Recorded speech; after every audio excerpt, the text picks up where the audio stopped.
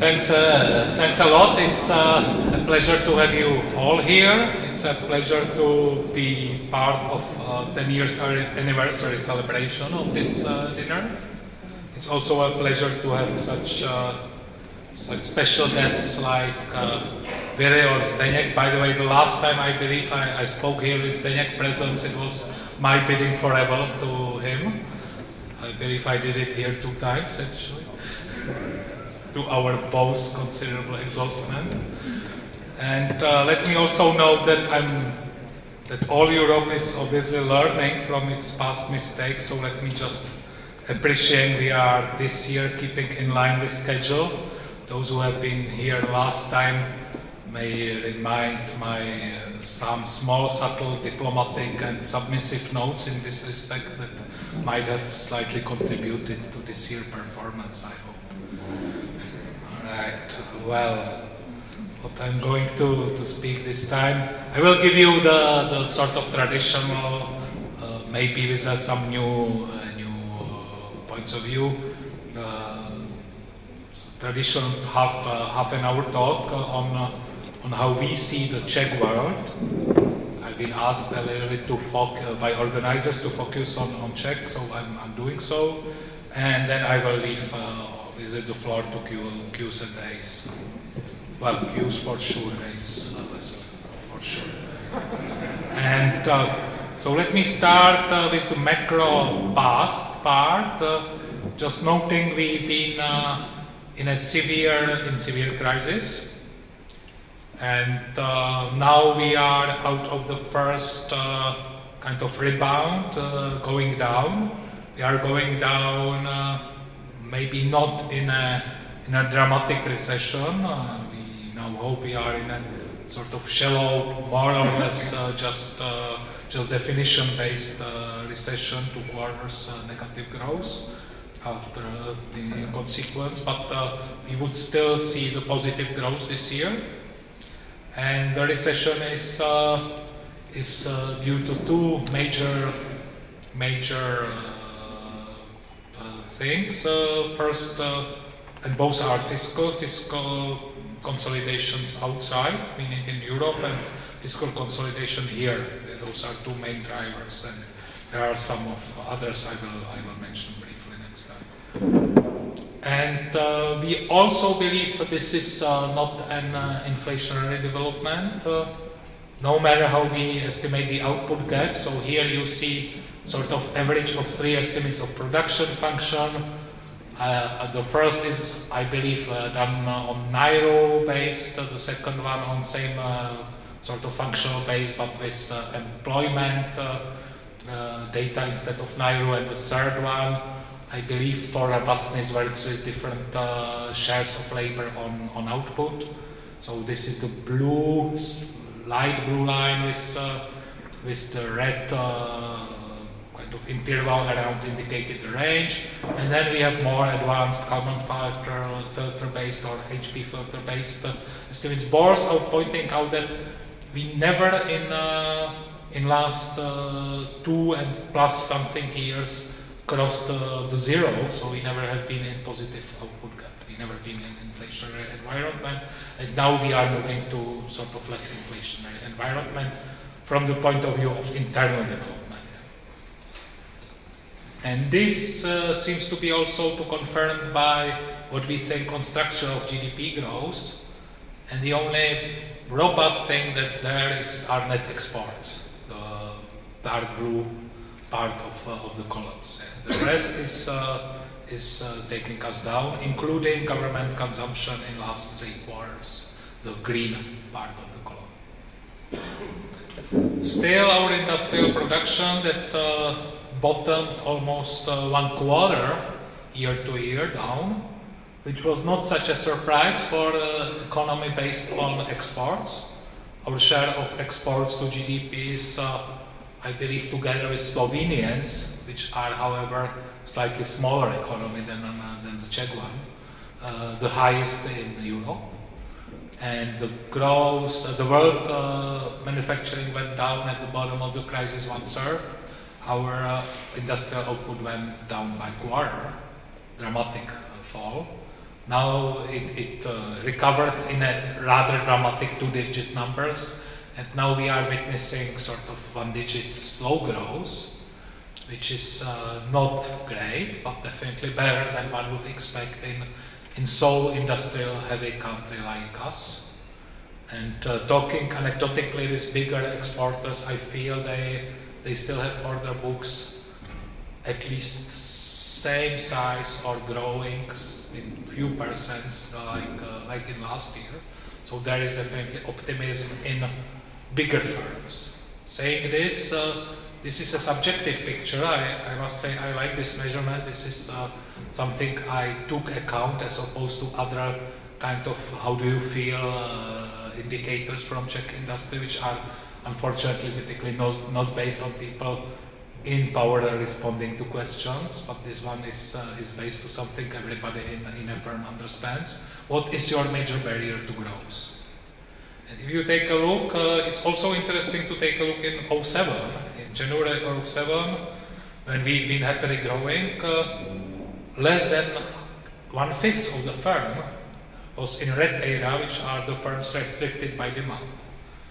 And quite a lot of firms will have been in grey or green area, which are firms essentially constrained by labor or logistics of sourcing inputs. And more than 1/5 of have been in light grey areas above, which are firms with no problems. It's interesting to see that during the crisis there always have been more than 1/10 of firms having no problems at all. Now we are still having 1/5 of the firms that do not have a problem at all in top area. However, we have more than 40% of firms again who feel they have a problem in a lack of demand, red area.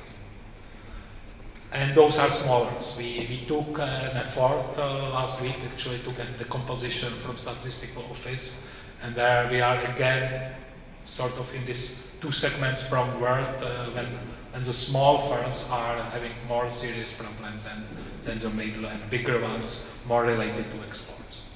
Of course, small firms are also more based in construction, which by nature of fiscal tightening and whatever happened with development here are facing problems.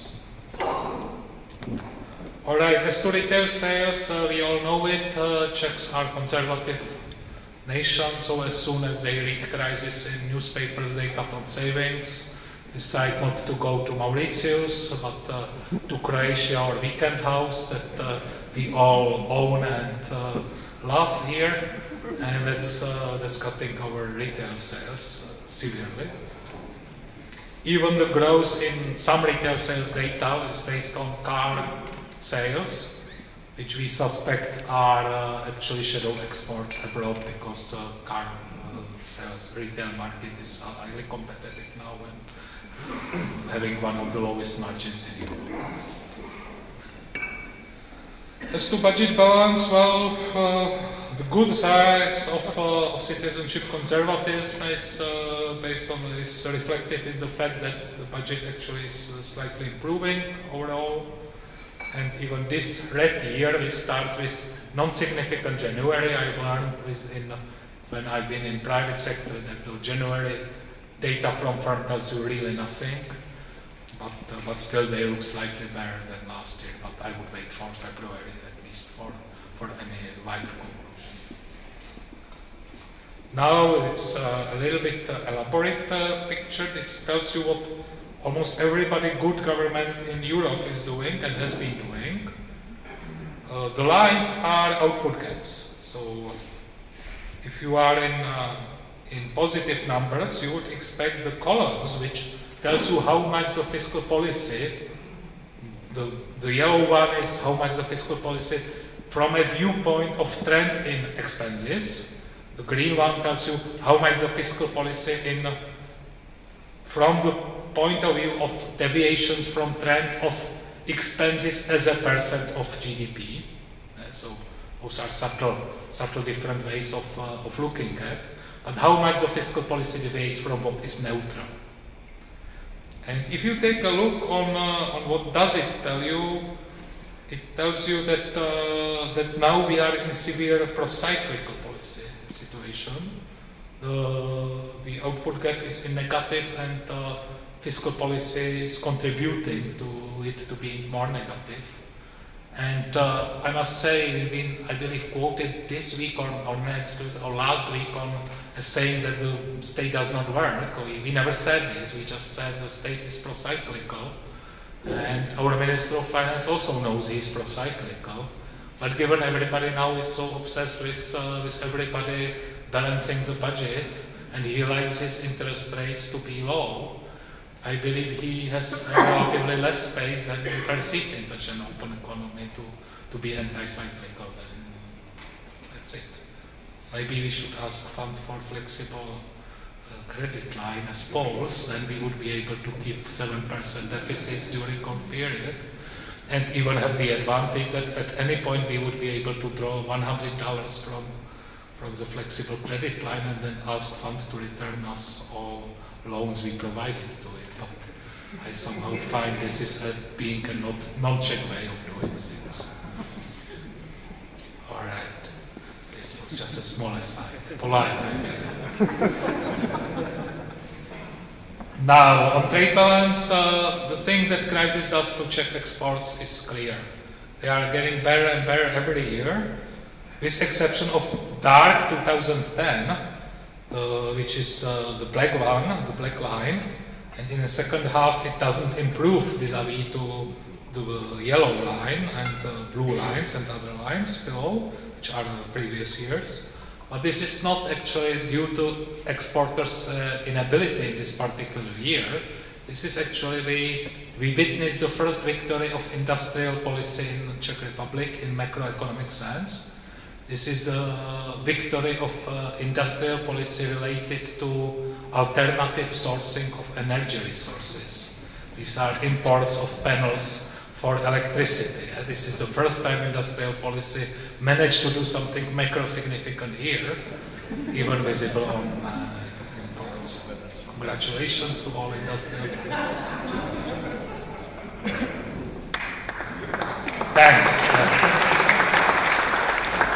I believe environmental minister is hearing the applause. And now let's go to exchange rate.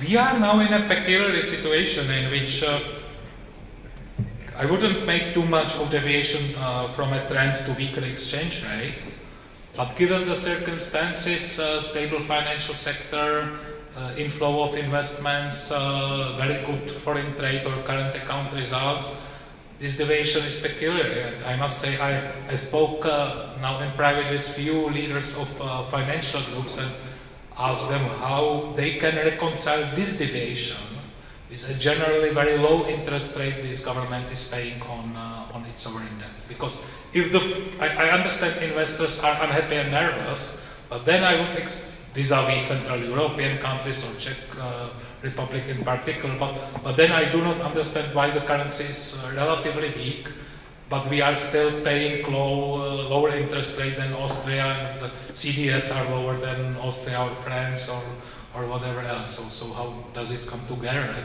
The most believable answer I got is, well, quite naturally, the people in Forex or in front of Forex department terminals are somehow younger, more adventurous, reading too much of Financial Times, and more kind of sentiment prone than people having higher investment limits and investing in a longer kind of run business of sovereign debt. And I must say, for a while, I can buy this explanation quite well. I'm trying to take a look around the bankers around. They do not seem to object. So.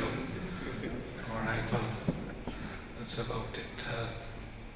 Inflation-wise, of course, now we are in a VAT increase situation, so we are slightly above the target, but what is relevant for us, and I believe we can sell this to public as we did in 2008, monetary policy relevant inflation is essentially very close to 2% target. That's all I can say.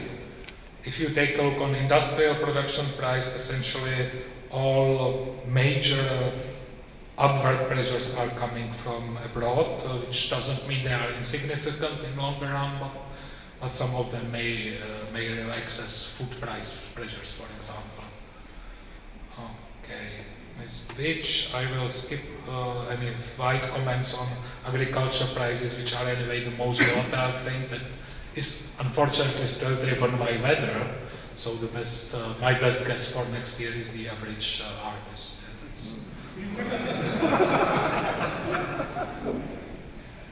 Okay, now our rates are, they have been officially the lowest rates in Europe.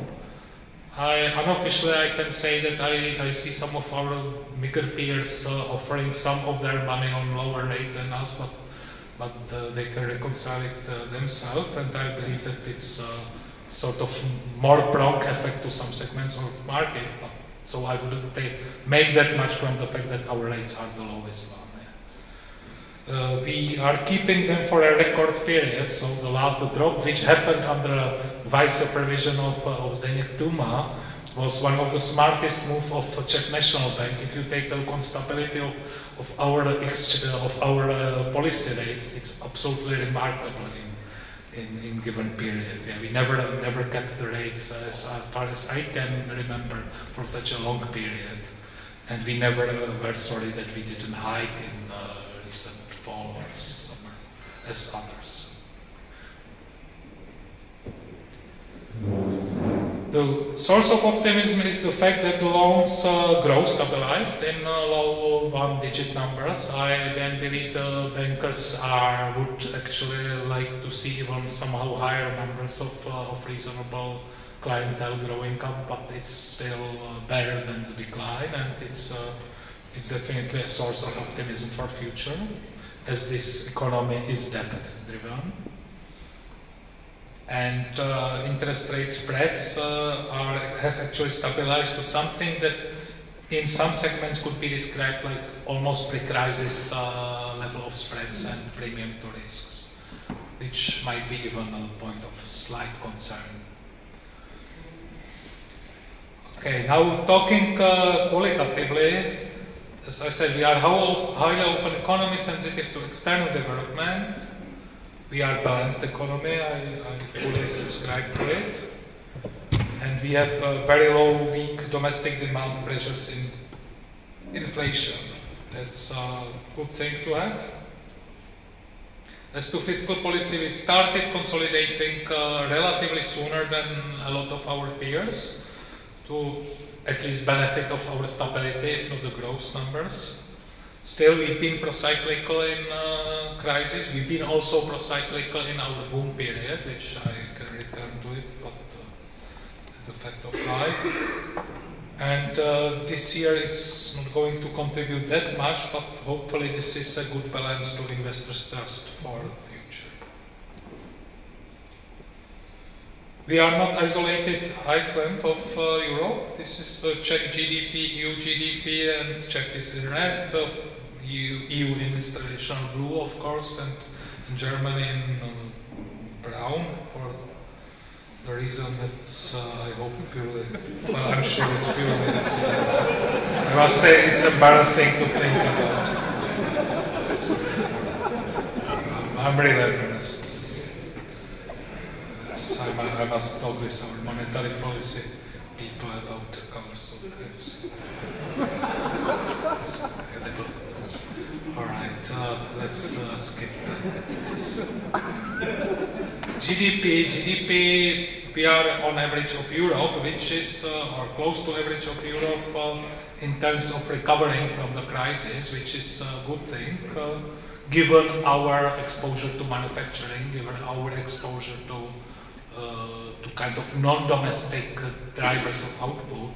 And we are here partially because we balanced our budget, or we did fiscal consolidation at least, but also because of conservatism of Czech spenders. So we are in this kind of very conservative situation of consumption, of domestic consumption. Alright, now to forecast that you all, I believe, know, so I will just skip it fast. It seems I gained some buffer in terms of time for all of us. In terms of GDP, we expect the GDP to recover and start growing next year quite relatively nicely, not dramatically, but in nice numbers. In terms of headline inflation, we do expect our citizenship to be able to wait until next year when in monetary policy horizon. So the headline inflation is even more likely to be below the target than above.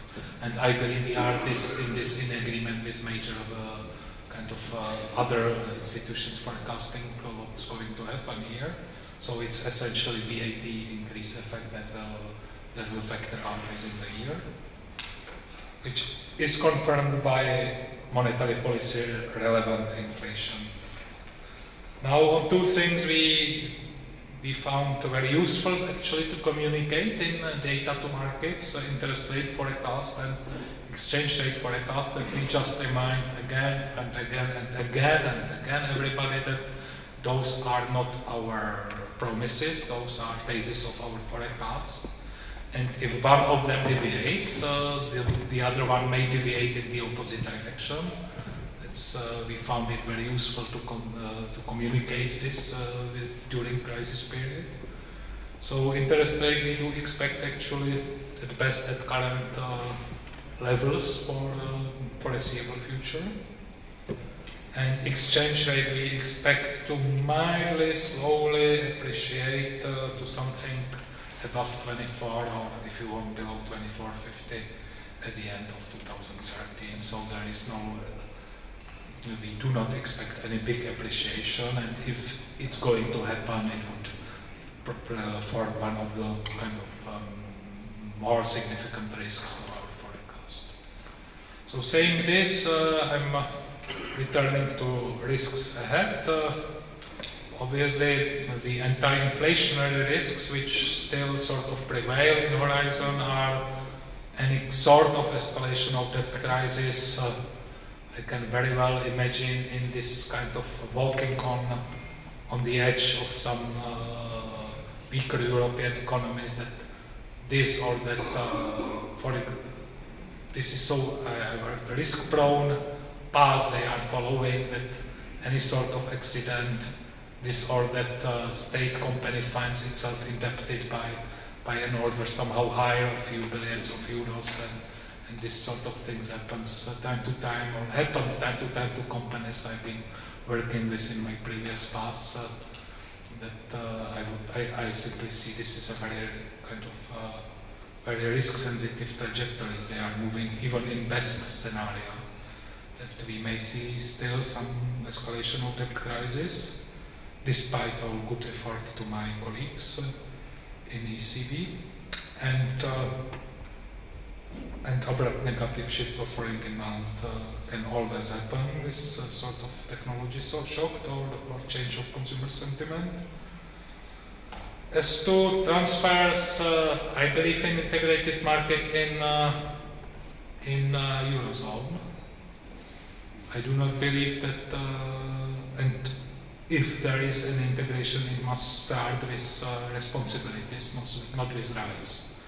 The current attempts to integrate the market starts with rights, not with responsibilities.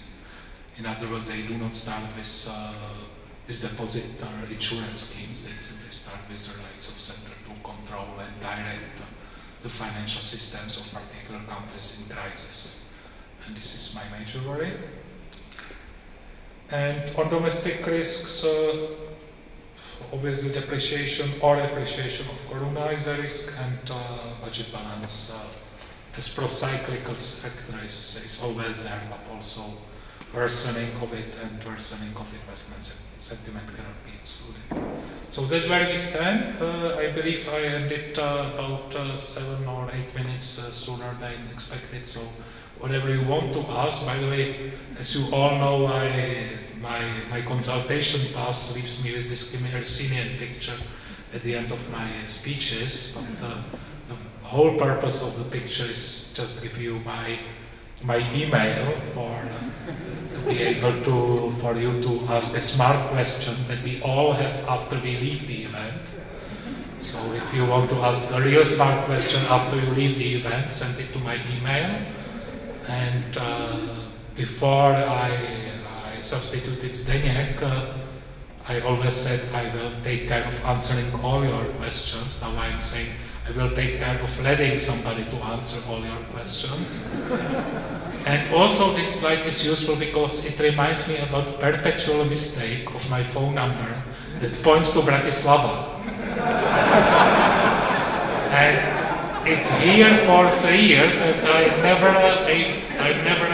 ever able to correct it. But it should start with 428, yeah? Believe me. I'm still based here. Yeah?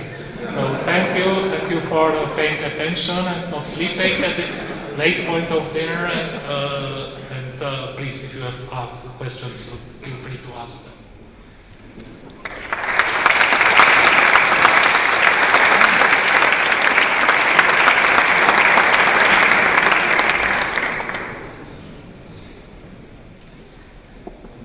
Nobody dares. Yeah.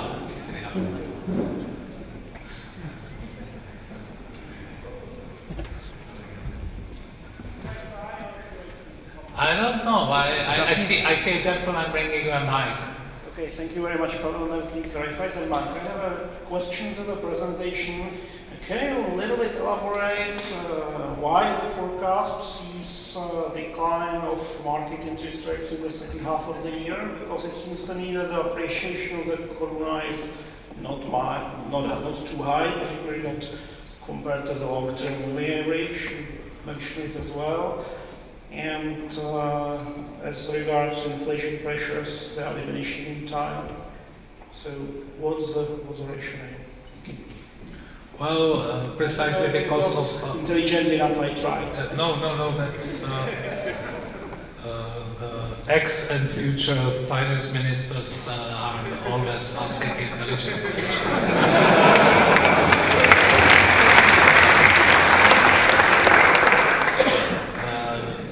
Precisely because of this picture, precisely because the model being second generation, GS, whatever else you want, even non-linear as opposed to balanced economist model, very difficult to develop, assumes everything, thanks to our wise policy, goes to its goal, and the target is 2%, and the monetary policy relevant within horizon is below in a model because of weak demand pressures. So if you a little bit believe that the currency might appreciate mildly because everybody starts reading the guys in front of forex terminals are going to grow up slightly. We do not expect dramatic grow up. Yeah? It's undramatic grow up. But if you believe it, and if you believe it would be below the target in horizon, you must immediately assume we will cut to be at the target exactly behind the horizon. Yeah, that's the model, essentially dynamics. But don't ask me what the 7 members of the board in particular thinks about it. There are some of them that are very vocally uncomfortable with current interest rates, despite not voting against them, but in the longer run, of course, it poses threats to financial stability, and we are aware of it. So, that's fine. Thanks. Any more questions?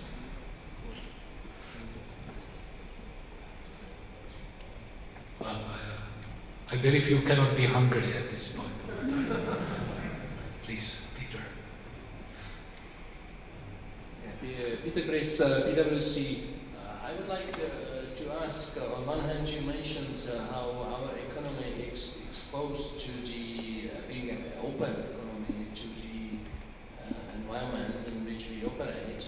On the other hand, we do operate this stable interest rate environment as far as the central bank interest rate concerns. So isn't this more, I would say, some kind of desire of the banking board members to pretend stability by trying to keep the interest rate as long as possible stable? or is this really a result of the policies and economic environment in which we operate? Honestly, if you take a look on our stress tests, in which we essentially force the stuff to create a crisis, you realize that no matter how much we only hike the interest rates, the banks are still safe. We need them to write off also significant part or all exposures to their mothers, which are not that great with respect to balance sheets. Then we can create at least a situation of not insolvency, but at least of a few banks needing some cash to be propped up from outside investors or from the state. So no, the answer is clear no. However, if you ask about the real kind of difficult scenario, it's a scenario in which we would have to be cutting the rates. That's why we are this time less vocal even about weaknesses of exchange rate as in 2008, when we communicated very clearly that the exchange rates are rather weak in our understanding, as opposed to current situation in which we do not communicate that intensively, because quite frankly we can always hike, but we can in unlimited amount of steps, but the amount of steps down is relatively restricted. So we do not mind these guys in front of Forex screens to stay young as they are.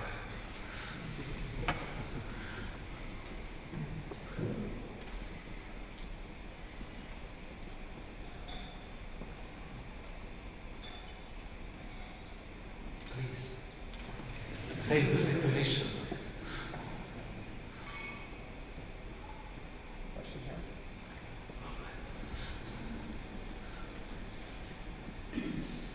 On your slide, risks ahead, I took a picture of it so I could cite it properly. You said one of the risks ahead was the gradual transfer of regulatory and supervisory powers to the European level, whereas your colleague tonight, Mr. Kiken, seemed to see that as one of the solutions. I'm curious if you could comment on that. I strongly believe Mr. Kikens was referring to things that are necessary to see the common currency zone together. I believe you noticed we are not part of currency zone, which is quite often discussed here, and that's part of the explanation. But I sort of try to point out. And I believe at the beginning of the crisis, we said very clearly that if there is going to be a transfer of risks from our perspective, it has to be done together with responsibilities. And this was what I hinted with my side comments about the need to build two things before the rights are moved ahead, or above if you want. And that's the current agreement on deposit insurance scheme and current agreement on sort of cost of crisis split among particular sovereigns. And before this is done, you are just moving the rules up to entities that cannot cover the price of their mistakes because they do not have any sizable budget to use. And that's what we see as a risk. So we do not. First, we do not want to say that the integration shouldn't go further, but the order of things moving up must be different, even within the currency zone, and we are not part of it. And last thing I can add to this, we are obvious outsider to the European crisis with very safe financial system, and also sort of host-based financial system that, however, is not a net lender of their mother groups, but is a net creditor of their mother groups. So our stakes are very different from a typical stakes of host-based system country that simply wants the flow of money to go ahead. our citizens, despite the fact that a significant part or majority of financial system is foreign owned, are crediting our countries. That's a situation that has to be accounted in transfer of risks. Otherwise, it makes very little sense to us.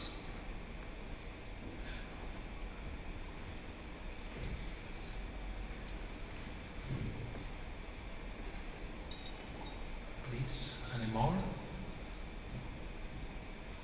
Well, I feel very perfect. Thanks.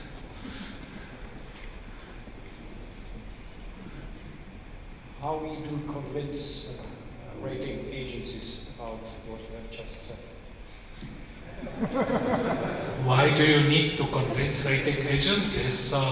You are borrowing from our citizens, which seem very safe, sending their deposits to you, and just a prelude for our tomorrow meeting. No.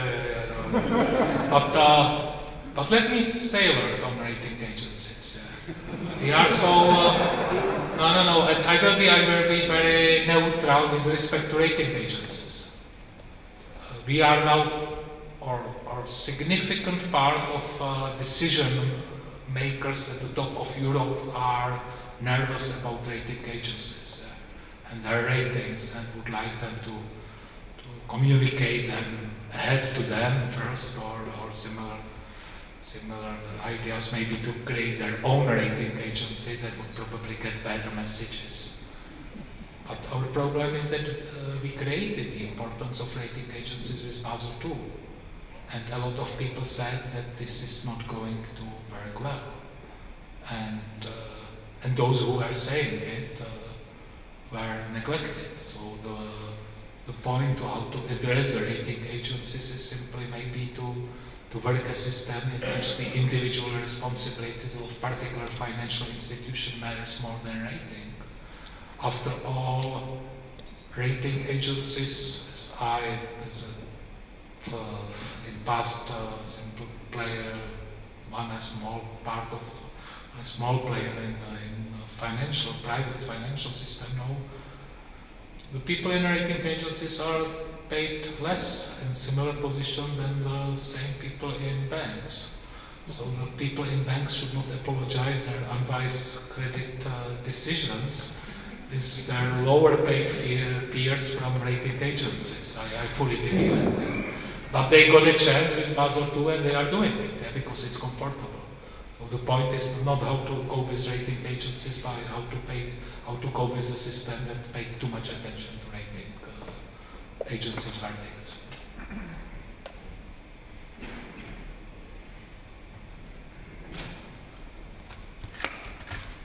Any more questions? We still, I believe, I'm pretty good in keeping this time frame. Another question. Jan Marinillo. We saw forecast of key parameters. I understand that you have a complex model in the Czech National Bank which gives you the forecast. So my question is, how confident are you about the output of the model? Are you more or less confident a year than compared to the previous year? I'm more confident than a year back, I can say this. I'm even more confident with our GDP forecast. For years we are one of typically the best GDP forecaster. Unfortunately, we are not so often a best inflation forecaster, as opposed to statistical office and others, which is a particular problem of forecasting problem in Czech Republic, that the institutions who are most responsible for one part of economy are typically forecasting best the other part of economy. But still, I believe that even within the frame of risks of our models and within the frame of this unpredictable, to call one famous US politician and maybe thinker, or the Russian thinker, I feel more safe with the model than a year ago, and I feel definitely less safe with the model than 5 years ago, because I feel less safe about the risks that are in global economy than 5 years ago. Yeah. All right, well, I believe this is the time for maybe last question. Could I have before the last? Could I have one question coming back to one of the previous questions? What is the nightmare scenario of Eurozone development which keeps you awake at night? The nightmare scenario of Eurozone development is that in a few years, Germany will find itself in fiscally unsustainable position. And they are not that far from this as everybody thinks. I believe my answer is clear. Right? Any more? Okay. And this was not next year's scenario, but this is my nightmare scenario. It's a part of Czechoma. Robert Bohnik, ING Investment Management, good evening. We've heard from you quite serious comments. I'd like to give my eventually last questions. I would be interested in hearing and listening to your predictions on the sheet that we were given at the dinner. Well, this is very easy answer. Read our forecast. We are always our hearts behind it, yeah? And you have even much more details than this sheet. All right, well, gentlemen, let me thank you all for very interesting and provocative questions that I believe stemmed from your intelligence and not from my sort of baseline presentation. Thanks.